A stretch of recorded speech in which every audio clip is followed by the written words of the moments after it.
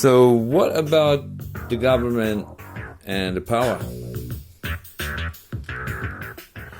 Well, what I find to be quite unusual is that in democratic administrative governments, they give immunity to public officials.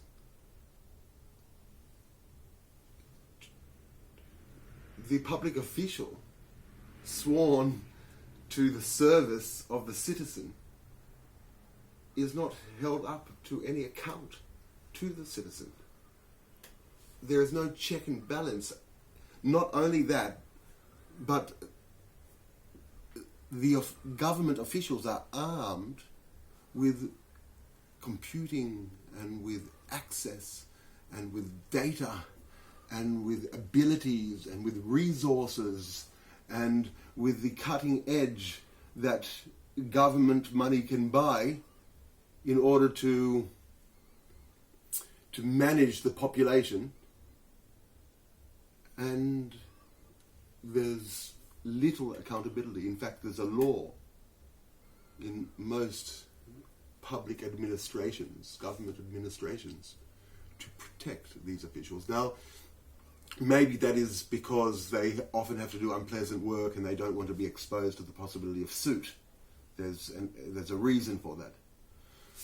My concern is that now, in the age of AI and technology and corporate services, which can do far better than any government is able to do, and it is driven by the free market, what exactly is the government doing other than being an obstacle?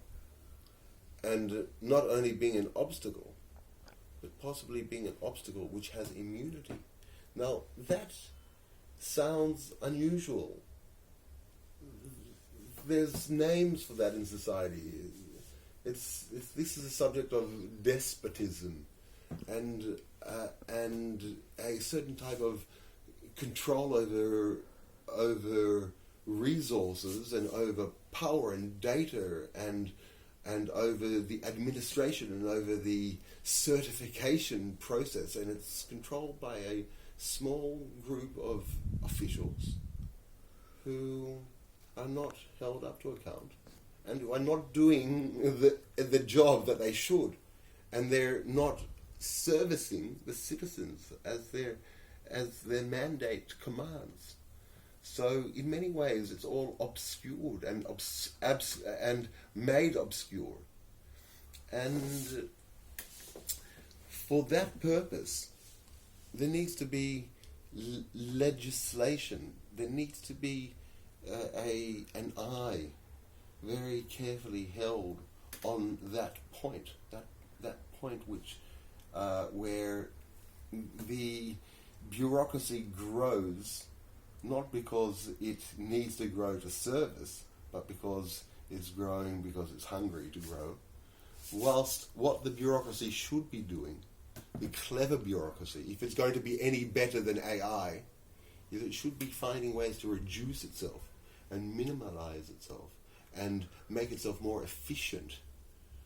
And that I suppose is an eternal problem of wanting to grow, often on the fat of the land, on one hand, on the other way to be efficient and to be fit and to be disciplined and to be critically thoughtful whilst constructive.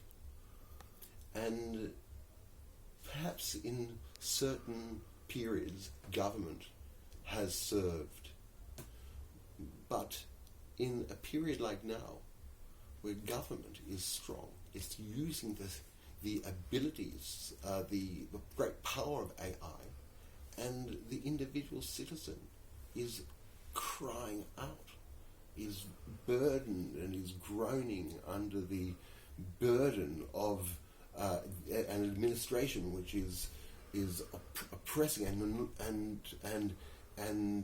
causing many percent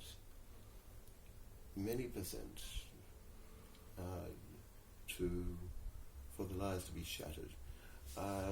And so there are a series of checks and balances that must be done, must be applied to governance, and I'll get into some more of those.